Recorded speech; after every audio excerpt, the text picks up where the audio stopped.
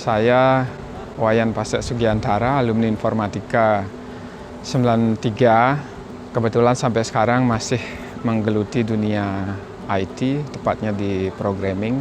Kerja jarak jauh, jadi remote. Kebetulan gue tinggal di Bali. Dari awal dulu sempat berkarir di Jakarta, salah satu outsourcing IT yang cukup sukses ya. Jadi banyak klien yang dari luar, dari Australia, dari Afrika juga banyak. Jadi di situ gue belajar tentang bagaimana membuat software secara profesional.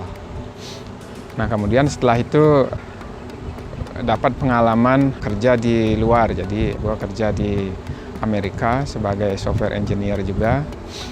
Kemudian karena sesuatu dan lain hal harus balik ke Indonesia, jadi saya balik ke Bali, jadi bisa kerja remote seperti sekarang ini.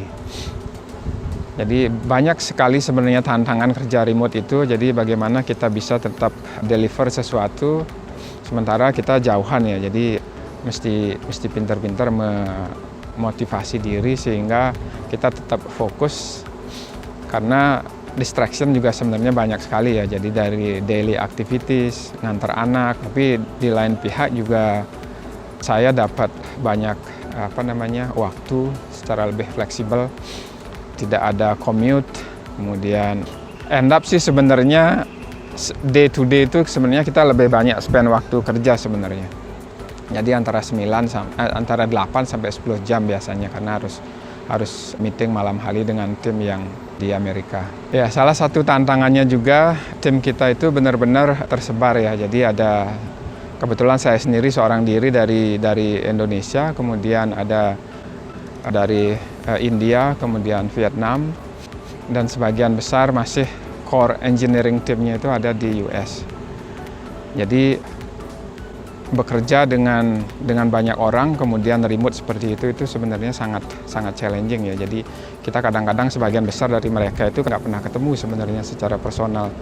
Tapi kita harus tetap bisa fokus sama yang sudah di-assign. Nah, secara umum sebenarnya opportunity untuk bidang IT sekarang ini sangat luas sekali ya. Terutama kalau kita ingin bagaimana caranya bisa kerja dari rumah gitu misalnya ya.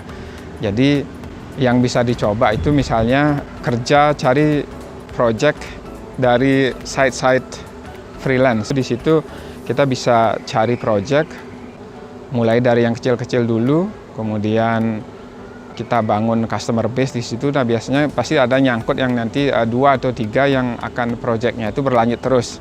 Nah biasanya setelah dari situ baru kita bisa approach mereka secara personal, jadi di luar sistem, kemudian baru kita dikasih project. Nah itu sudah sempat saya jalani dulu, sebenarnya itu sangat prospek.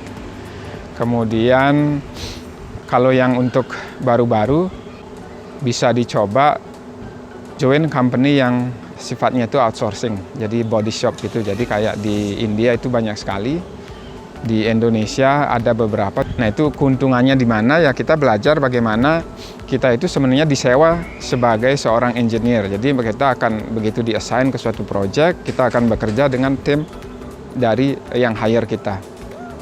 Jadi otomatis makin lama kita akan punya diverse experience dengan berbagai company. Nah setelah itu baru kita bisa misalnya berdiri sendiri, sementara kliennya kan bisa dari mana saja. Jadi itu hal-hal yang bisa dipertimbangkan. Sisanya silahkan dicoba.